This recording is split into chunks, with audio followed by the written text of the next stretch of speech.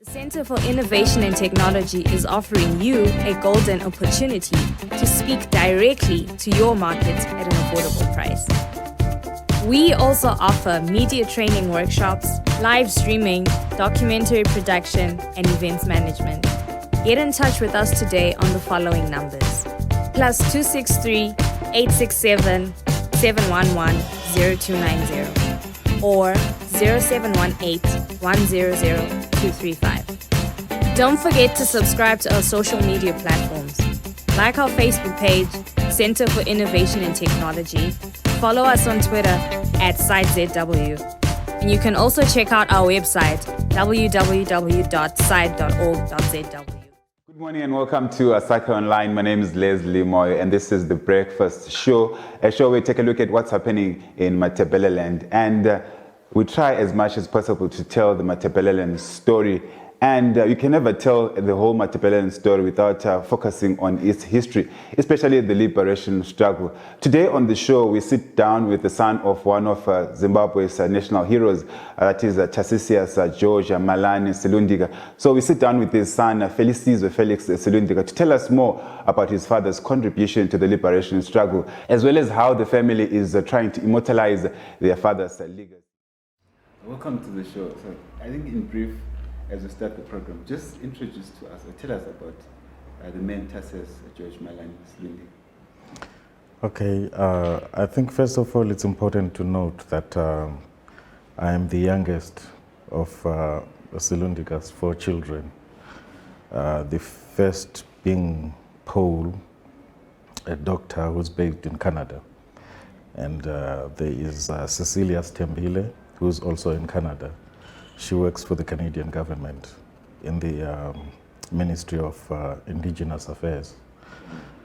And also Pauline, who is a nurse and is based in London, England. Now, you asked me to tell you about my father, T.G. Silundika. The reason why I chose to begin by introducing the whole family is because I am the youngest, not only the youngest, meaning that I am the one who spent the least time with him. So as we go on, I'm sure you will appreciate the history behind what I'm trying to refer to. Because if you understood my speech at the memorial of Dr. Tavengwa the other day, you would have realized that I did make mention of the fact that I was conceived in Zambia when my father was already in exile. And then my mother came back to Rhodesia then. And in 1965, that's when I was born. So between that time and the late 70s, I had never met him, my father. I only used to hear about him through anecdotes and the news. And of course, regularly we used to hear his interviews on radio. But in terms of physical contact, I never had physical contact with him until I was 13 years old. So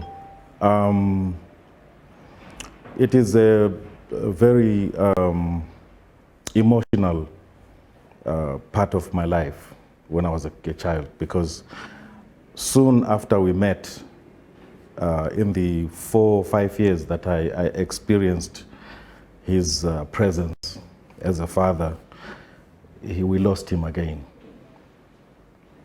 And I'm sure you would appreciate the emotional aspect of that and how it played out in my upbringing as well. But then we did have a very good relationship with him as a father. We knew his position, we knew how he approached fatherhood. So from that perspective, I think that it is important that we also look at him as a father before we talk about his political life. My father was born at Gala which is in Ward 6 in Bulilima district. He was born in 1929, born to a family, to a father who was a local businessman, not a very successful businessman, I might add. But his father was George Silundika, Sebele. Our last name is Sebele. George's father was Silundika Sebele. So when my father went to primary school at Mpandeni, later on he changed his name. He had been given the name Malan at birth, Malani. So he was Malani Sebele. And then later on he took on the name of his grandfather and used it as his last name. So he became George Silundika Sebele. That's what he used. And then later on, people used to call him George Silundika, and then that caught on. So that's how many people know him as George Silundika. But then his Christian name that he was given at by the missionaries at Mpandeni was Tarcisius. So he used all those names, Tarcisius Malan George Silundika, and sometimes Sebele. But our real last name is Sebele. Yes. So I don't know if you want me to add.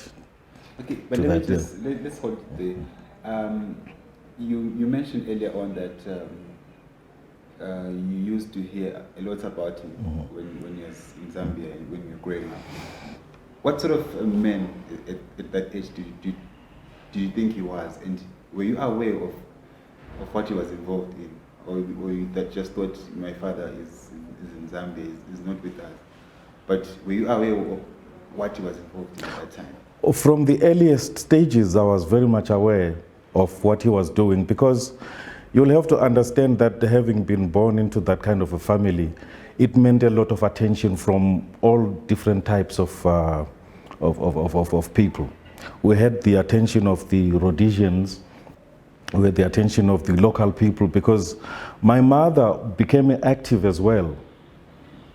So she was very active in politics, in ZAPU liberation politics. She was elected to various positions in the women's wing of ZAPU. So a lot of meetings, political meetings, were held in our homestead. So consequently, my mother was always harassed by the police right in front of her family. So she was arrested so many times, and people used to come to the home under the guise of Bible studies. But then we will, as children, we will hear them singing political songs. Well, I didn't understand politics at the same time, but at that age, sorry. But at the same time, I could differentiate between what was church meeting and non-church meeting. So yes, I was very much conscious, because even my mother knew that at some point the police, the Rhodesian police, would even quiz me, wanting information about my father. So the Rhodesian security services were very much interested in knowing whether my father would sometimes come from Zambia as a guerrilla at night. So they were always sending spies and disguised in all different kinds of ways. So as a result of that, my mother and other family members coached me about what I should, how I should respond. The funniest being that, they used to tell me that I should say, I don't know where my father is. He left before I was born. So the funniest part of that is that there was at one point when my mother was incarcerated at Madlambudzi police station. the Rhodesian Special Branch came to the village, to our homestead. They came in search for whatever they were always looking for. Then they asked my grandmother a few questions, and after that they came to me and said to me, young man, what is your name? And I told them, my name is Felix Felisizwe Silundika. I was born Felisizwe, by the way, and then later on was Christianed by the Roman Catholic missionaries. And then they gave me the name Felix. So at that time, when they were interrogating me, they asked me the question, where is your father? So as a child, I said, ubaba wahamba mina ngingakazalwa. They said, how? Yebo. And where is your mother? And then I also told them, mama wahamba ngingakazalwa.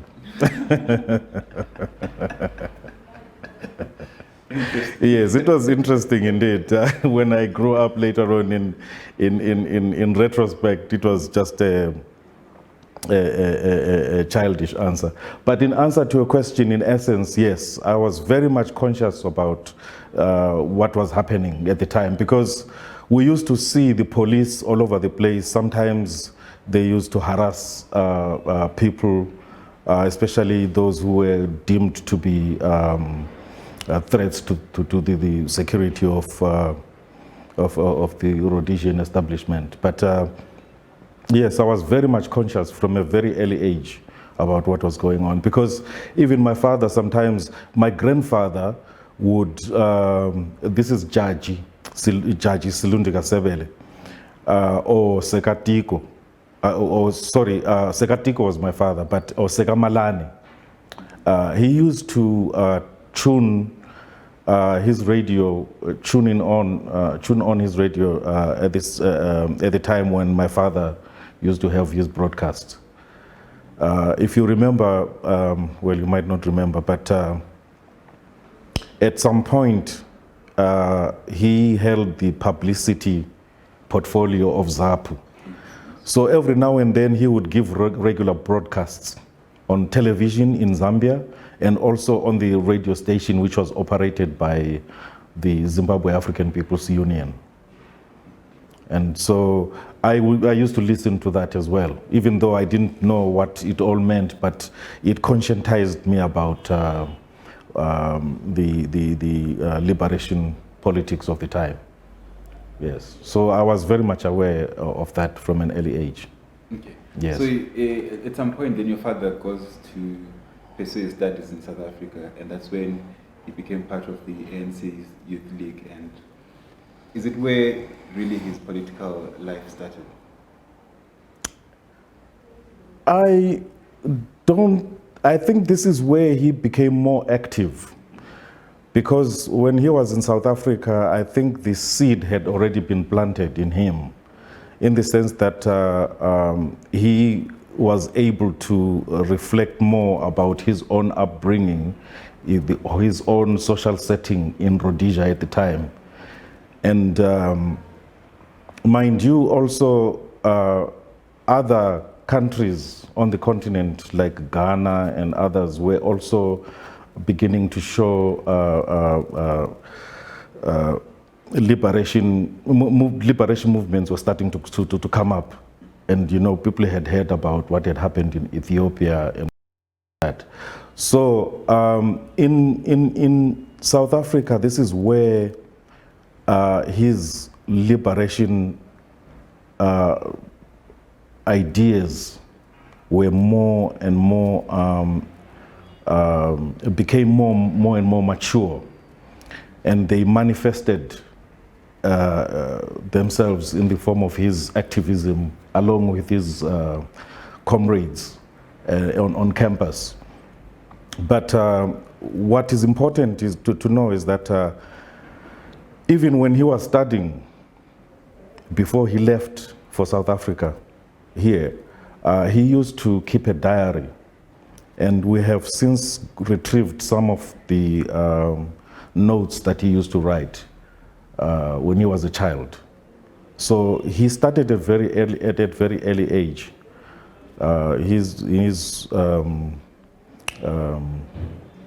ideas for what he thought the country should be run like started from a very early age. And we know that his activism were born out of the social setting that he lived in. So he saw some unfairness in the way the country was run at the time.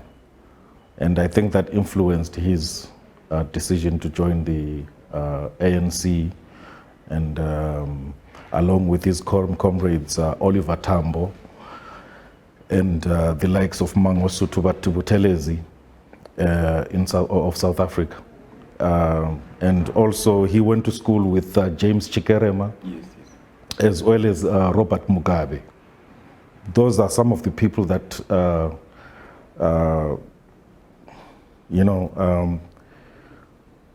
influenced also his activism. So there were a clique of students who were very interested in changing the colonial situation at the time. Yeah. But I'm more interested in finding out what, I think in your own understanding, what drove them at that particular time. I know you mentioned about how obviously they grew up in an environment that was not conducive, especially for Black Africans. Mm-hmm. But as a young man growing up, went to South Africa, at some point was expelled to come back to Zimbabwe. Mm-hmm. But what do you think was the driving force behind all of this? I think that the driving force was the fact that when they looked at the whole political situation, I'm talking about the entire youth wing of the then ANC, it influenced them to adopt a very militant approach, mostly because they were dealing with a regime, not only in South Africa, but here in Rhodesia, in the whole of Rhodesia, northern and southern Rhodesia, a regime who were not interested in dialogue. You follow me? Yes. Yes. These people were not interested in dialogue. They looked at people who were rebelling against the social setting at the time as terrorists. So they looked at them as people who ought to be treated as terrorists. And they even adopted that propaganda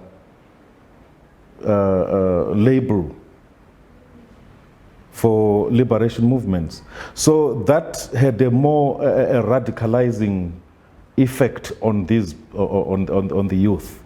And I believe that that's what motivated them to take a very militant approach. And of course, not everybody did, but that few group of very brave cadres, liberation cadres, I think decided to stay the course and not only talk the talk, but also walk the walk.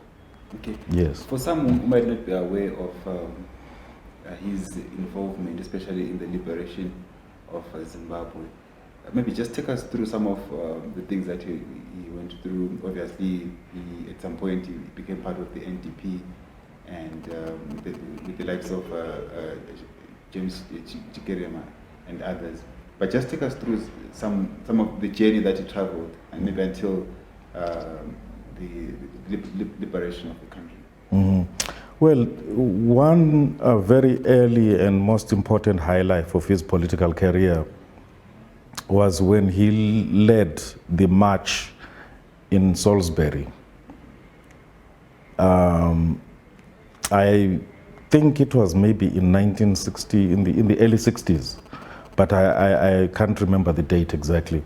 But that was his first major political debut as a national figure.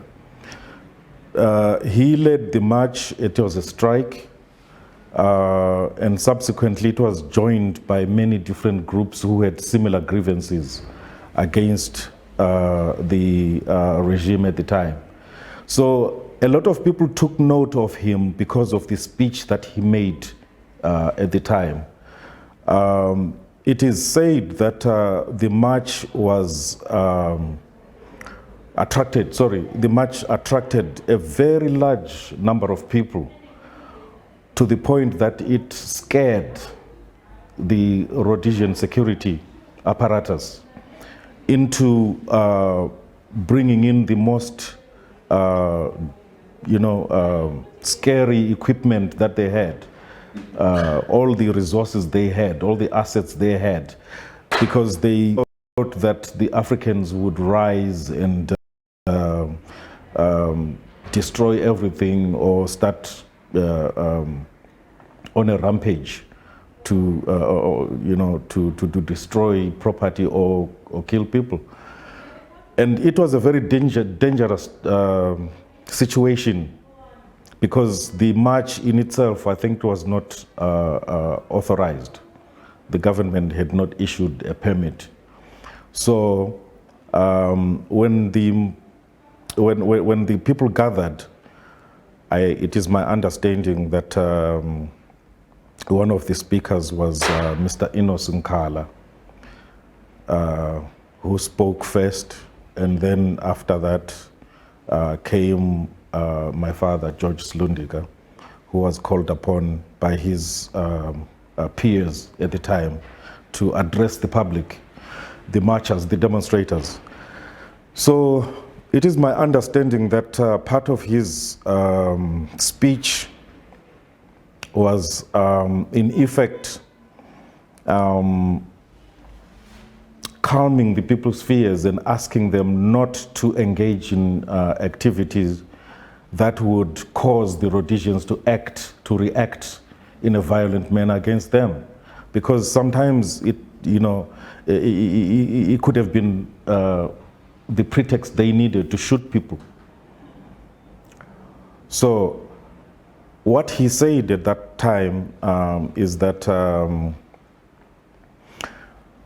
by the virtue of having gathered in large numbers,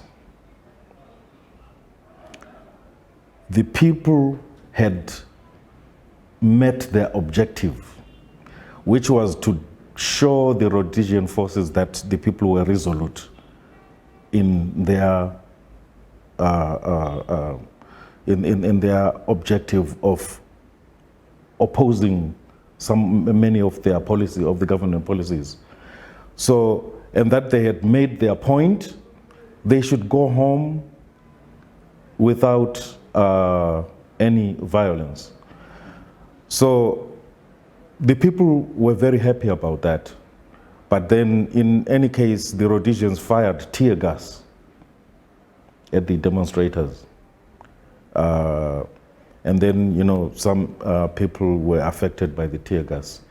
And it is then that there's a theory that says that my father, because of his initials as TG for Tarcisius George, people also used to call him TG, meaning the tear gas. Yes, now we can look back at this and laugh, but at the time I think it was a very tense time, and the struggle was at its formative stages. So that was the first and most important time that marked the beginning of his public role, his role as a public figure in politics of Rhodesia. And then, of course, having been elected as an executive member of the NDP, it meant that he had to represent the organization in various forms, one of which was the creation of Afro-Asian community organization in other countries. So he traveled a lot, and to the point that even there was a constitutional conference, I think in 1963-64, that he attended, where he had to accompany Dr. Joshua Nkomo, and others, with also Herbert Chitepo. And it is through those kind of engagement that people, that he started to gain recognition, on the international arena. And it is also at that time, if you go to the library and look for Professor Shubin's book about Cold War politics in Africa, I think that's the title. It is around that time that the Russians took note of him in one of those conferences that he used to that he attended, representing the liberation struggle of Zimbabwe. It is then that the first contact was made with the Soviets at the time. He was the first person to be invited to the Soviet Union. I mean, the first person meaning within the sphere of the liberation movements. So that was what eventually what solidified the bond between the Soviets and the Zimbabwe African People's Union. So that was one major achievement. Another was also the contact that he made with the Germans, East Germany at the time. You know, the East Germans played a very big role in supporting the liberation struggle. So he made contact with the East Germans the first time in the 1960s when he was based in Cairo, in Egypt, representing ZAPU, yes. I think, yes. So that was another very important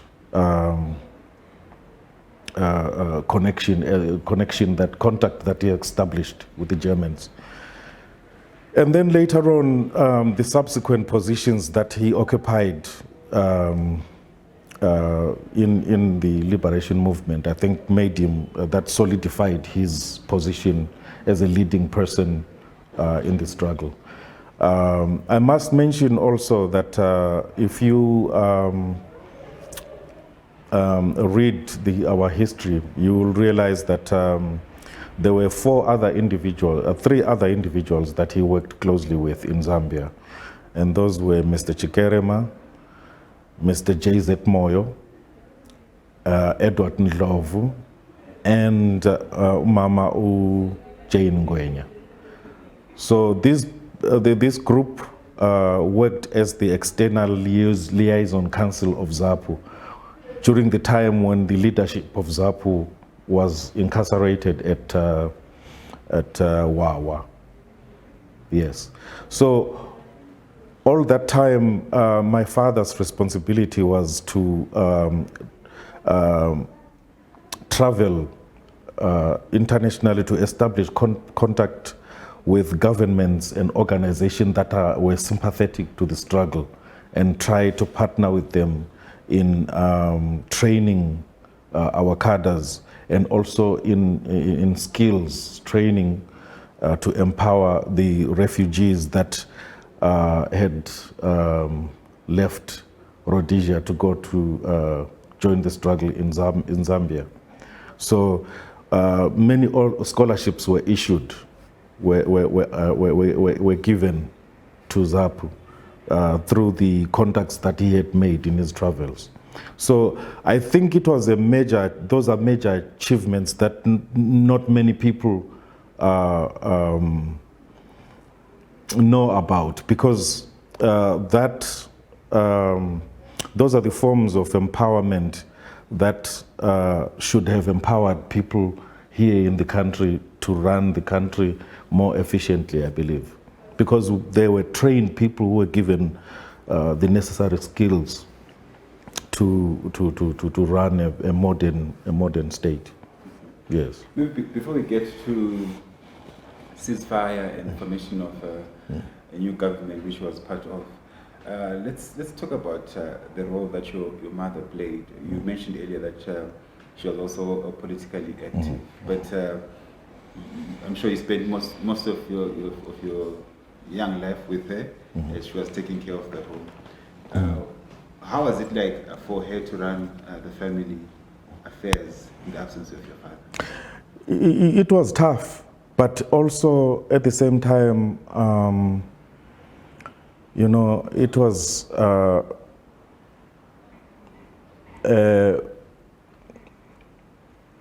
not a very difficult, because as Africans,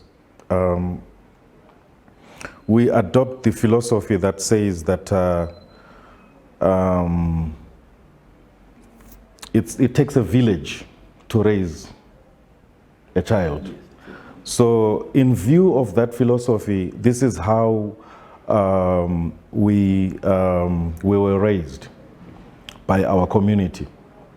So when my mother was incarcerated because of her political activism, we missed her a lot, but it was not difficult in the sense that we had people around us all the time looking after us. We had the organization, ZAPU, looking after us. It was tough in the sense that she spent a lot of time in jail and was not around to raise us as much as she would have liked. My mother was a dressmaker by profession. So she worked for her cousin who owned stores in Bulilima district, Mr. Berman Matiwaza. So she was a dressmaker. So we were raised on a dressmaker's income in Bulilima district. So whenever she was arrested, I think that that, of course, can put anybody behind in terms of the money and being productive in general. So most of the people were very supportive, and I'm very happy about that, in the sense that when I reflect on my upbringing, I think I don't find any gaps in terms of sympathy and support that we would have wanted, because we did get the help that we wanted from various individuals and organizations. The Christian Care organization, which was led by the Dr. Reverend Manguni at the time. From time to time, they used to put resources at our disposal, impupu, to eat. So people came together because they knew that whatever my mother was arrested for would help us build a better nation. That she was not arrested because she's a criminal. She was not arrested because she had stolen anything. She was arrested because she wanted to support the liberation struggle, so that we, at the end of the liberation struggle, everybody would live in peace and also in freedom. So people understood that, and as a result, they supported us materially and otherwise. Yeah. And did she actually, like, I know you mentioned that when you're growing up, you're also given, or you're coached on how to respond whenever the eradication forces came to interrogate the family or the community. But did she take a conscious approach to, like, school you in terms of politics, or it's something that you picked up on your own?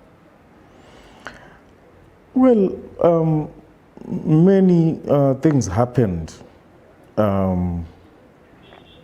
that conscientized me on what was happening at the time.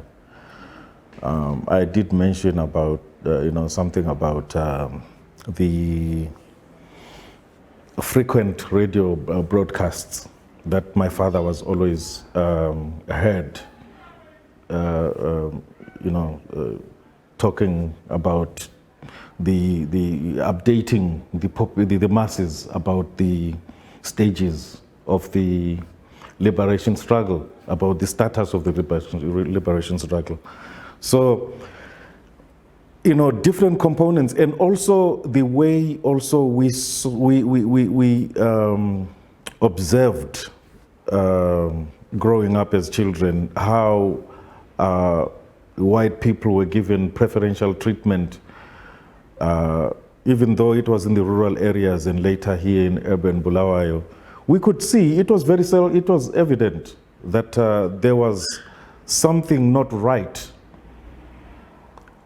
I knew I was a black African, but then why was it that I am confined to a certain space?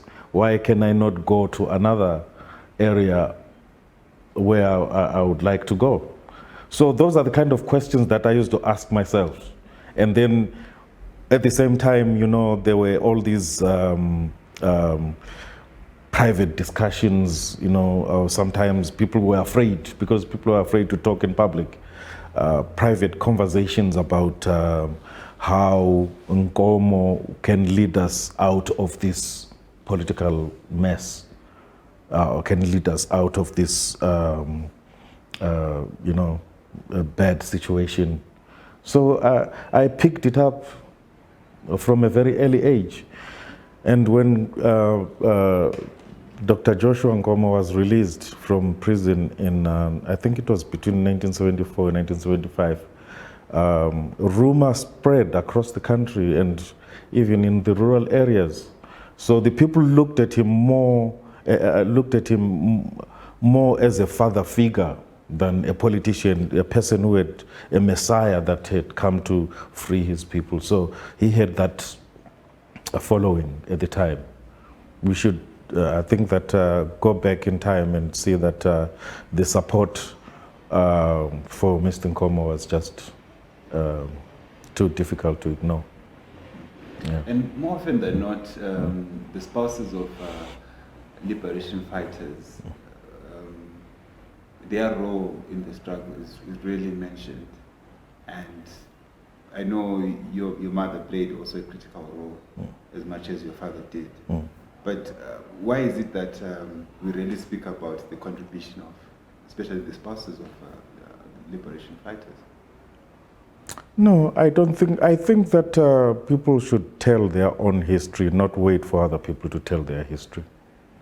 This is my belief, because some people might, for political reasons, want to distort.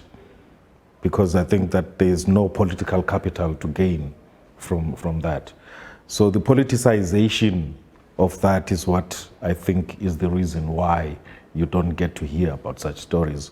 I know I happened to have met many hundreds of unsung heroes who are from Bulawayo here, and their story has never been told. Mrs. Mhlope, Mrs. Mangaba, many others who, Zod Wasbanda, those were my mother's peers who were always going around conscientizing the people about the liberation struggle. And I remember, because sometimes they would meet in my home and I would be the one, serving them with tea and running their errands as a child. So I know, I lived that history. And even at home in the rural areas, our home was always a center for different kinds of activities, but politically related at the time. That's why I think that in the next phase of this interview, I think that you'll be interested to know that we have taken that home and turned it over to the community to build a cultural center, mainly because of the fact that it played a pivotal role in the history of this country. Yes, because it is in that home that a lot of political activity in the area took place. Yes. And speaking of telling your own story, I know you've put together a book about your father's life and his contribution to this country. Why did you take that step? I felt, going back to what I said earlier, I never knew my father's history in depth. I wanted somebody who spent more time with him than I did to narrate that history. I was partly motivated by the fact that after I traveled overseas and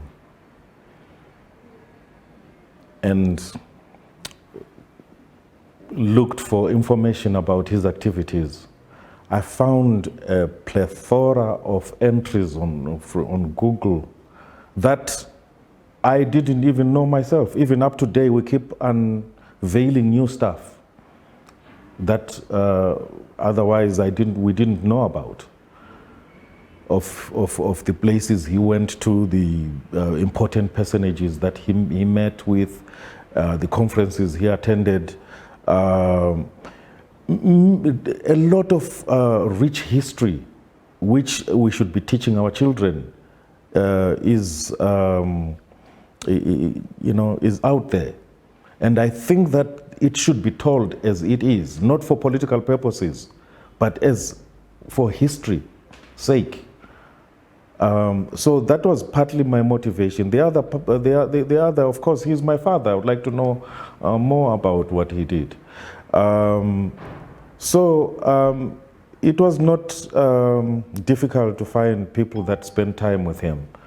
Saul Gwakubandlovu worked together with my father for a period of more than 20 years, even before he joined my father in Zambia. So he was naturally the best choice for him to tell the story, because not only did they work together in the publicity and information department, but they also came from the same area. Saul Ndlovu is a historian. Yes, he's a historian, and he knows a lot of history surrounding the people who came from our region.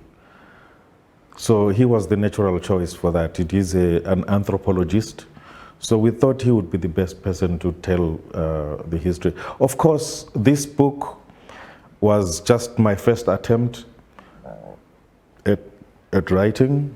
It does not include all the information that we would like to include. We would like to come up with another edition which will include all the information that we keep unveiling, and there's a lot of information out there. I think it will be a crime to the new generation not to know about this, and I think genuinely so that it has to be told, because it's out there. You cannot get rid of electronic media now. I mean, if it's there, it's there. I mean, you might not find it in Zimbabwe, but just go outside the country, you'll find it. Yeah. Okay, so after a protracted liberation struggle, Zimbabwe gains independence, and your father in the new government gets a cabinet post. Just take us through that. Did your your life changed, the way that you lived your life now that your father was now a cabinet minister? Or it was you continued living the life that you lived before independence? Believe it or not, at the height of the war, around about 1978 there, after all my core family members had already left the country, we also had to leave because there were attempts to kidnap myself and my sister. Was it by the Rhodesian forces? We can only assume that was the case because there were attempts, and I remember one vividly. So I cannot get into that, but I will just give you a brief overview of the situation that precipitated also my departure and from the country and my sister's, Pauline. So the security situation was such that it was no longer safe for us to stay in Rhodesia because we're always constant under the microscope of the government. So we left with the help of the late Josiah Chinamano and William Sarurwa, who were in the ZAPO office in Harare, and we went to Zambia and joined my father. I met my father for the first time in 1978 there, and then it was no longer safe for us to come back. So I stayed in Zambia for quite some time before we left again. And it was around that time, so 1979, when the Lancaster House talks were they got underway in London. So I found myself with my parents, both my parents, there in London at the time. And while my father was busy trying to get contacts of people that he had met over the years to help sponsor me to complete my secondary education, which fortunately they did eventually. I got a sponsorship to study in a private school in England at the time. So I'm very happy, I'm grateful for that. So my father's contacts stepped up to the plate and paid for my tuition and everything.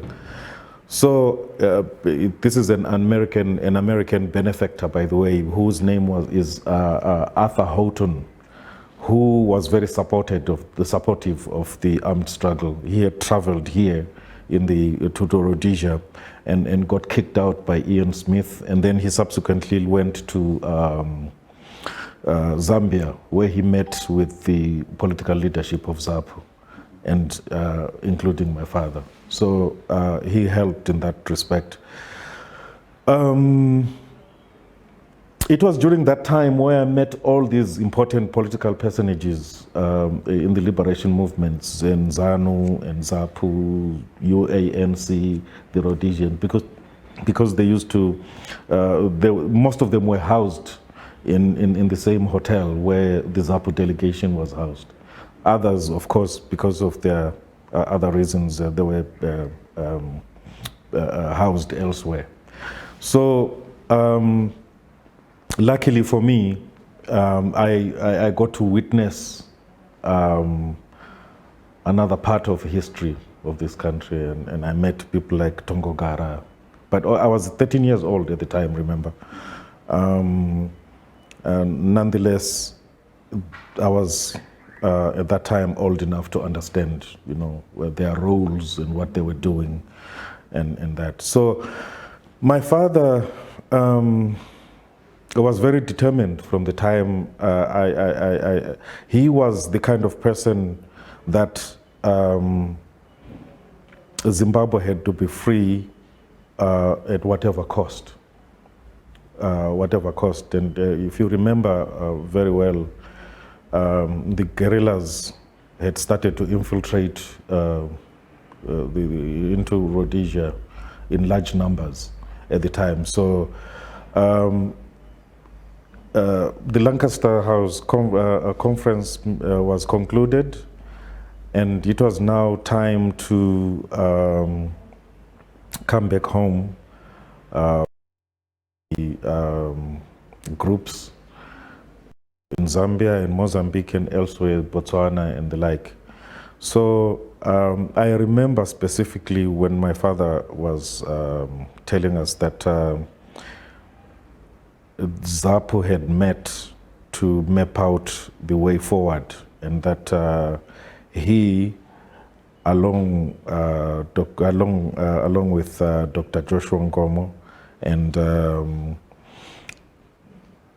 various other individuals within the leadership of ZAPU would be traveling to Rhodesia for the first time on a given date, I think close to Christmas 1979, if I'm not mistaken.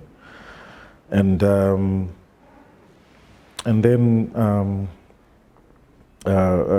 you know, the campaign, political campaign started, and obviously the results were such that a coalition government was formed, and he became a minister. He was appointed Minister of Posts and Telecommunications, Roads and Road Traffic. So it's a position, this is a ministry and portfolio that he approached with a lot of seriousness, and he worked with very capable individuals. I remember one of his assistants was Mrs. Lorraine Ncube, born Lorraine Mguni. She's here in Bulawayo. She was his personal assistant, and they traveled together everywhere, including the last international trip he made to Japan, to Tokyo, where they were trying to establish new communication equipment, or trying to acquire new communication equipment for the country, and that. But all in all, to answer your question, there was never a time where I felt any different, because I had been raised in a manner that I understood that even though he was my father, he had assumed a role where in society he would have to spend a lot of his time away from home. And I was okay with that, because I guess the period when he was in exile had prepared me not to be too much emotional about that as a child. So it was no different when he was in Harare, and when he was a minister, he was always in meetings with people. If not, he was in his office, even on the day he died. He collapsed in his office, and it was a Sunday. So you can just imagine what kind of a person he was. And one thing I remember is that he never had a bodyguard. There were people in former ZIPRA cadres, soldiers, that used to come and check on him from time to time.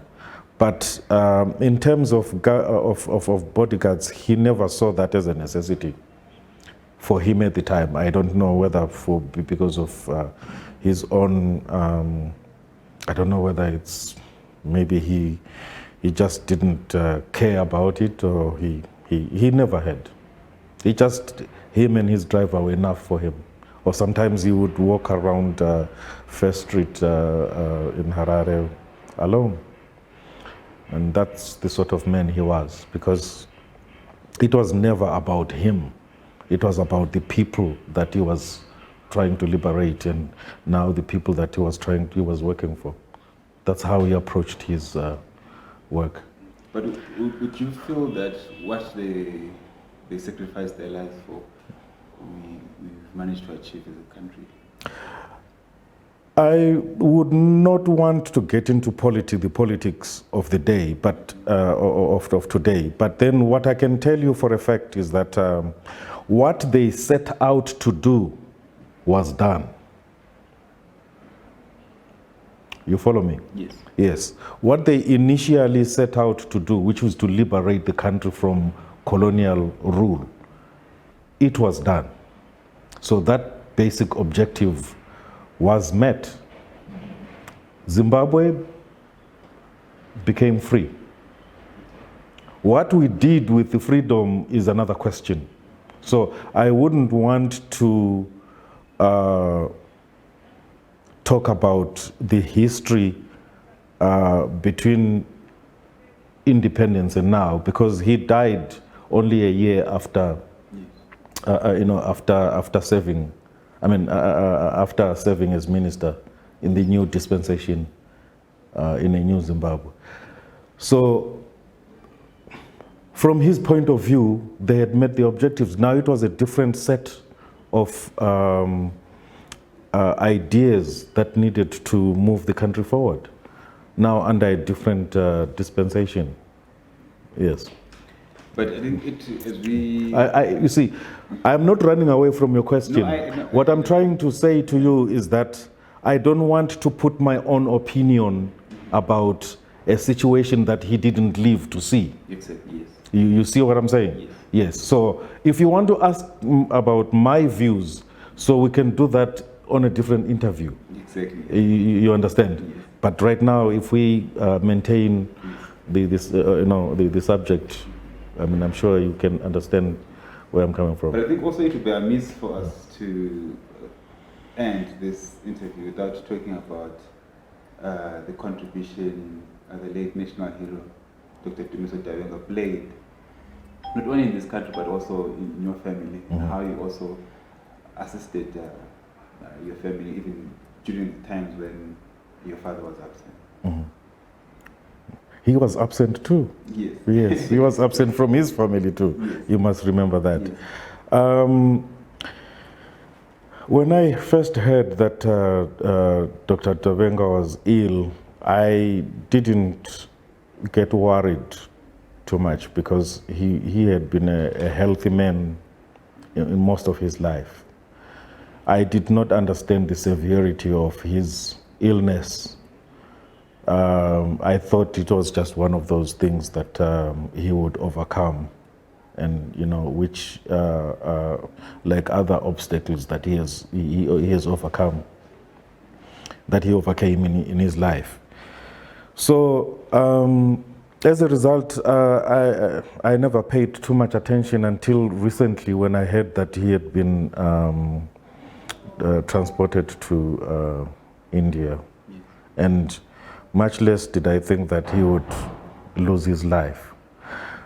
Why? Because even as early as late rather as this year, I was in contact with him, and you see, Dawenga is the sort of man who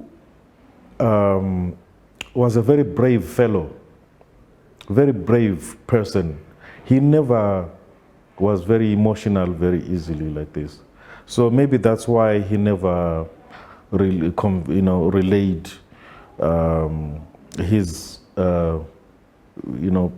pain successfully to the point that people understand that he's really not feeling well. So yes, he belongs to a special group of Zimbabweans who deserve the highest honor. Dr. Dawenga's bravery, his courage, he was a very courageous man. So I think that's the reason why he had this portfolio that he had during the armed struggle, because he was fearless and at the same time very determined. Having joined the struggle at a very early age, I think that also that helped nurture his political activism and that. You see, they started here in the country before they went to exile. So, Dr. Dabengwa, I cannot give you, correct dates and events in his life that shaped every little political.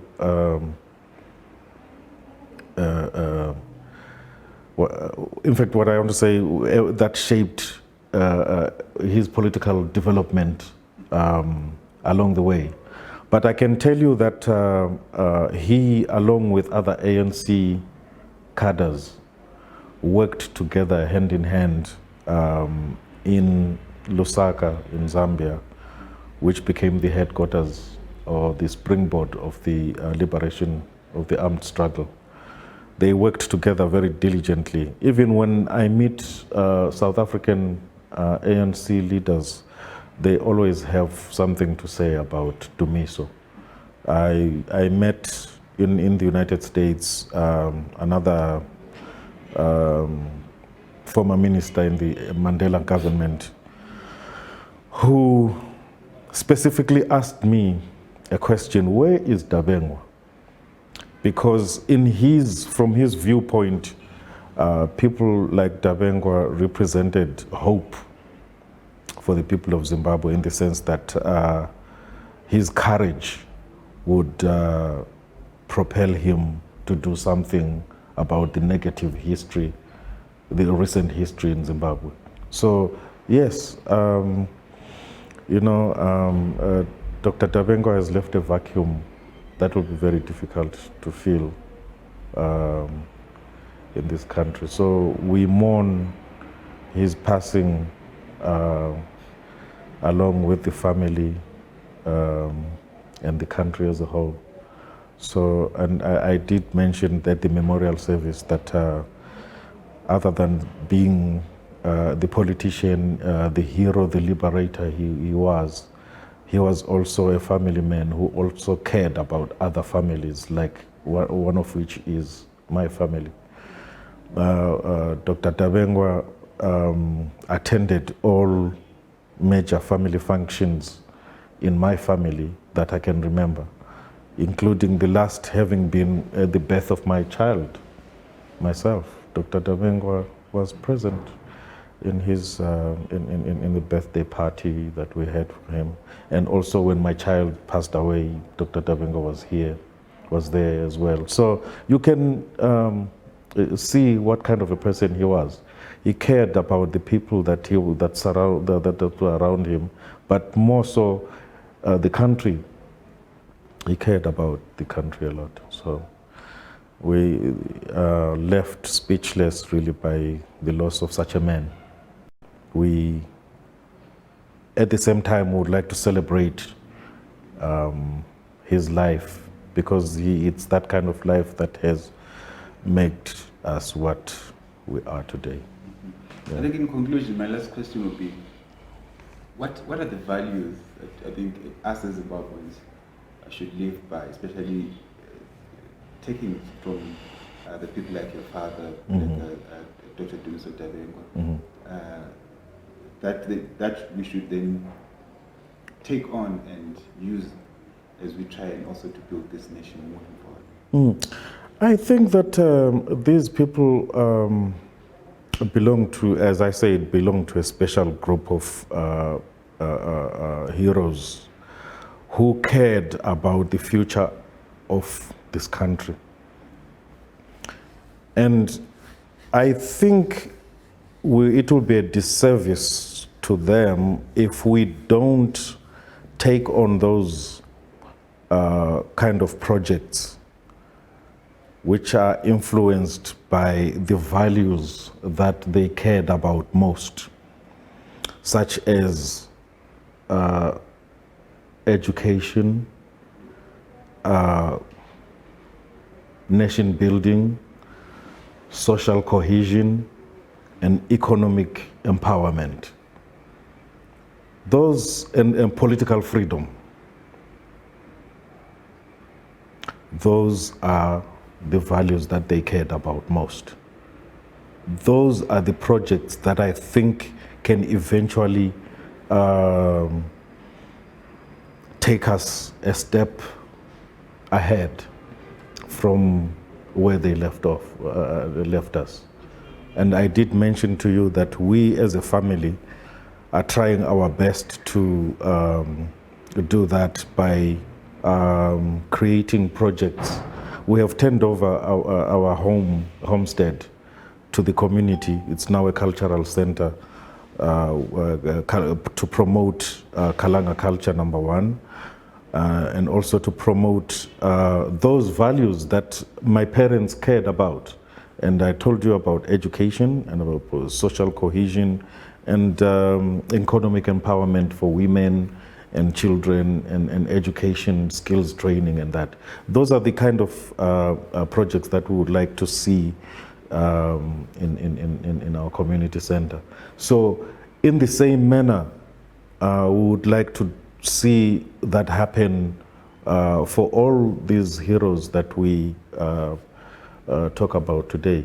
And Dumiso Tabengwa is high on that list. And we think that it would be a disservice to them if we don't take on those projects. And I think that Dumiso Tabengwa would, in a better place that he is now, happy if we do, if we live up to the expectation that these projects are set in motion. Yeah. All right, thank you so much for taking time to sit down with us and share with us the life story of a national hero in your father, and also insight into some of the things that our liberators went through. And I hope we'll also get another opportunity sometime in the near future to also get to sit down again and talk, because I mean there's a lot to share with us. I'm sure maybe like you've promised us that you're also putting together a second edition of a book to tell more stories about such great men that helped shape the destiny of our country. Thank you very much. In this interview, I didn't get to talk about the biography that was written about Dr. Tabengwa as a freedom fighter. I think with the permission of the family and also of the organization that he led, the Zimbabwe African People's Union, I think it will be very important to share that story about his activities as a guerrilla. So it's out there. I know the author, and I think he would be very much happy to publicize it again, maybe add a few other, narratives about Dr. Tabengwa. And I think that that will be very helpful for people to understand the intricate details of his work for the country.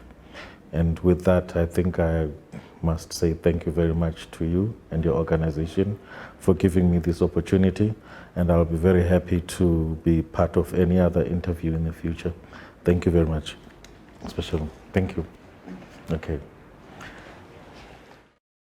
I do hope that you learned a few things about the history of this country through that story from Felisizwe Felix Silundika. Join us again in another edition of The Breakfast Club. My name is Lesley Moyo. You can also find us online. Our Facebook page is Center for Innovation and Technology. We're also on Twitter. Our Twitter handle is @SiteZW. Also find us on YouTube. Our YouTube channel is SiteZW. Let's meet again in future programming.